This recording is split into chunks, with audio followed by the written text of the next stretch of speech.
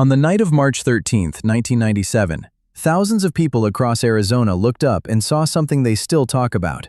But here is what almost every documentary gets wrong. There were two events that night, hours apart. One of them produced the most famous UFO footage ever filmed, and it has an explanation. The other produced no famous footage at all, and it has never been explained. This episode keeps them apart. And it follows the one witness who spent 10 years lying about what he saw, the governor of Arizona. This is UAP Press. We don't tell you what to believe, we show you the record. The witnesses on the record, the explanations that hold, the explanations that don't, and let the file speak for itself. It began just before 8 in the evening, far to the northwest, near the Nevada line. A report of 5 or so lights in a V, moving southeast. Then Prescott saw it. Then the towns down Interstate 17. Then Phoenix. Then, near 10 o'clock's edge, Tucson. A corridor of witnesses more than 200 miles long, all in roughly an hour. The reports agree on the strange parts. The lights held a rigid V, a boomerang, a carpenter's square, and they made no sound. Not distant engine quiet. Nothing. And the detail that recurs, the one that separates this from lights in loose formation. Witness after witness said the space between the lights was not sky. It was something solid. Stars slid to the edge of the V and vanished behind it. Some judged it enormous, a craft the width of several football fields, moving slowly, low, and silent over one of America's larger cities. Among the thousands watching, pilots, police officers, an amateur astronomer with a telescope. Hold that one, he matters later. And, though no one would know it for a decade, the sitting governor of Arizona. Around 10 that night, a second spectacle. An arc of brilliant amber lights hanging over the mountains southwest of Phoenix, shimmering, sinking, winking out one by one. Cameras across the valley rolled. That footage led every broadcast, and for most of the world, that footage is the Phoenix lights. It has an explanation, and this channel gives explanations their full due. The Maryland Air National Guard, flying A-10s out of a training exercise, confirmed dropping high-intensity illumination flares over the Barry Goldwater Range that night. Flares drift on parachutes. They sink, shimmer, and vanish behind mountain ridgelines one by one, exactly what the famous footage shows. Independent analysis matched the light's extinction to the ridgeline profile. The 10 o'clock lights were flares. We consider that settled. But settle one event and notice what remains. Flares dropped at 10 o'clock, 60 miles southwest, explain nothing about a silent V that crossed the entire state 2 hours earlier. Seen from Prescott to Tucson, along a path no flare drifts. The most famous evidence belongs to the explained event. The unexplained event was barely filmed at all. That inversion is why this case still breathes. In the weeks after, Phoenix wanted answers. A city councilwoman named Frances Barwood did the ordinary thing. She asked what the lights were, and was ridiculed for it so thoroughly it followed her out of politics. The question itself had become radioactive. Barwood, it should be said, never claimed to see anything herself. She was a councilwoman with a phone that would not stop ringing.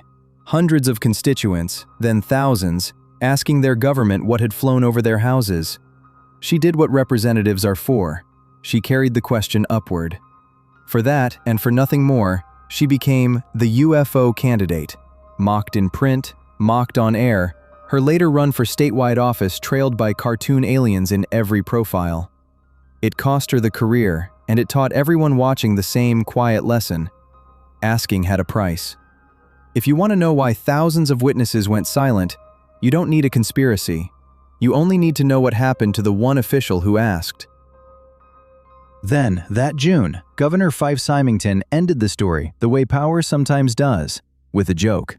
He called a press conference, announced that the culprit had been found, and his chief of staff walked in wearing an alien costume. The room laughed. The coverage laughed. The Phoenix lights became a punchline with a government seal on it. And that, for 10 years, was the official ending. A flare drop, a costume, a punchline. The witnesses, thousands of them, mostly stopped talking.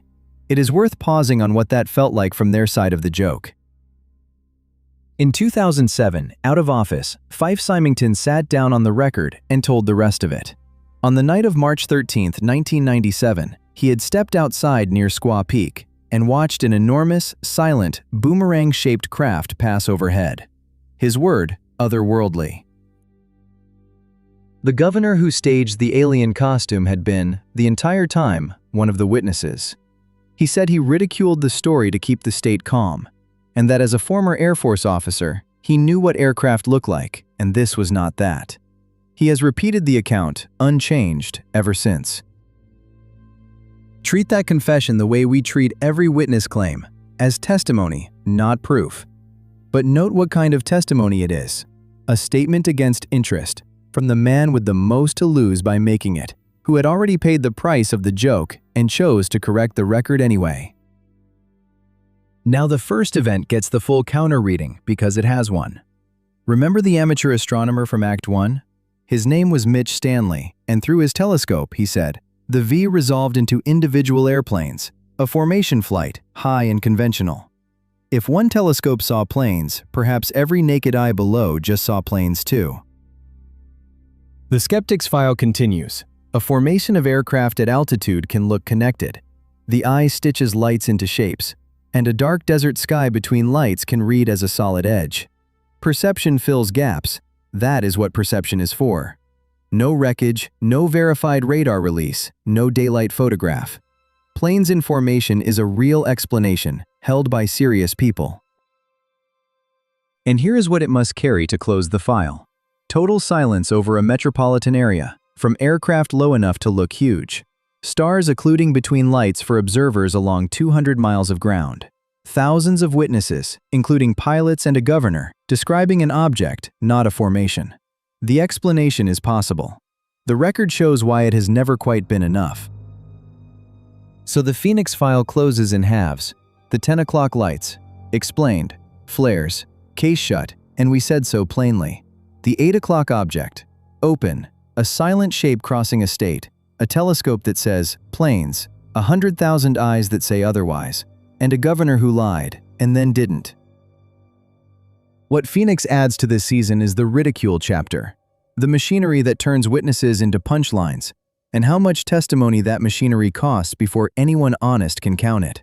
When a witness is a governor and it still takes him a decade to speak, consider what the file has lost from everyone who never did. 17 years before Phoenix, the question walked out of the sky and into a forest, beside the runways of a nuclear-armed NATO airbase. American airmen went into the trees to meet it. Their deputy base commander brought a tape recorder, and 18 minutes of that night survive in his voice as he narrates what his men are seeing. You will hear that tape. That's the next case file. Subscribe so you don't miss it. This is UAP Press. The file stays open.